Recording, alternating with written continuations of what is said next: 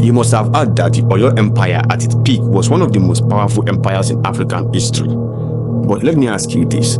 What do you know about the empire's military innovations and strategies that made them one of the most feared forces in West African history? If you think you know, stick around, you might be surprised by what is coming next.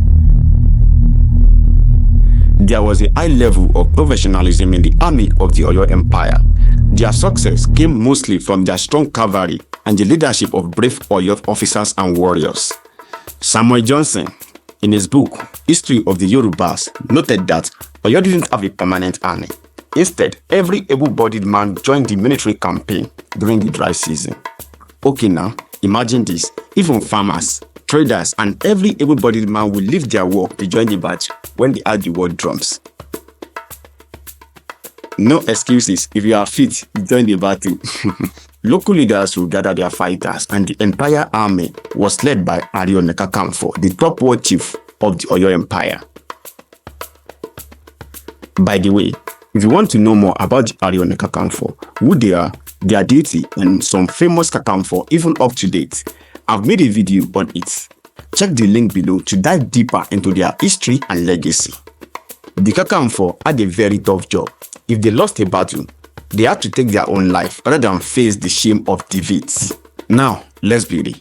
Can you imagine a modern day general being expected to do that? It is no wonder your enemy were always on the edge.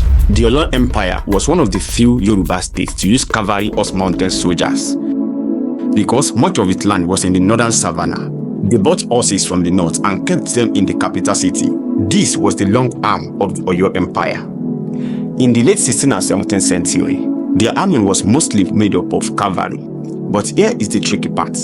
They couldn't use their cavalry effectively in the forested south, but that did not stop them. They would raid whenever they wanted, striking fear across the region. Even with this limitation, Oyo gathered about 400,000 cavalry soldiers. 100,000, imagine. Now, tell me, who wouldn't be scared of such a massive army? The cavalry had two types, heavy and light.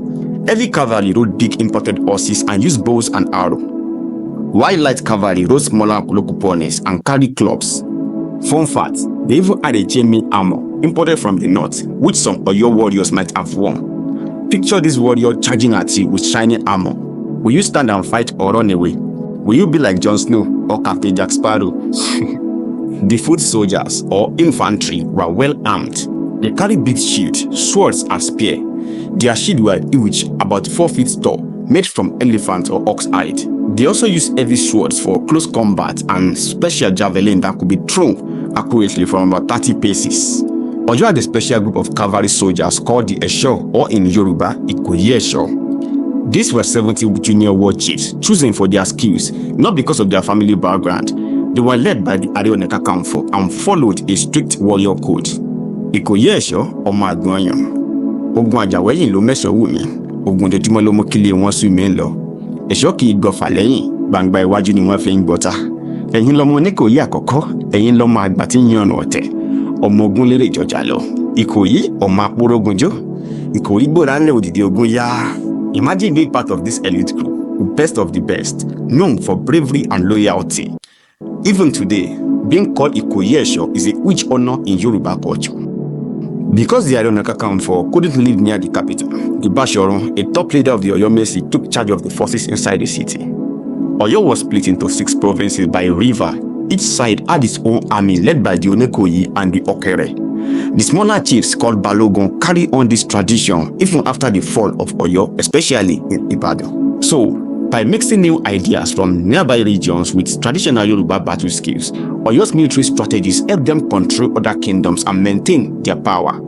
Even today, we can see traces of their legacy in Yoruba traditions. If you enjoy learning about Oyo's military power and want more stories from African rich past, please follow, like, and share this video. Your support helps keep our history alive and share it with the world.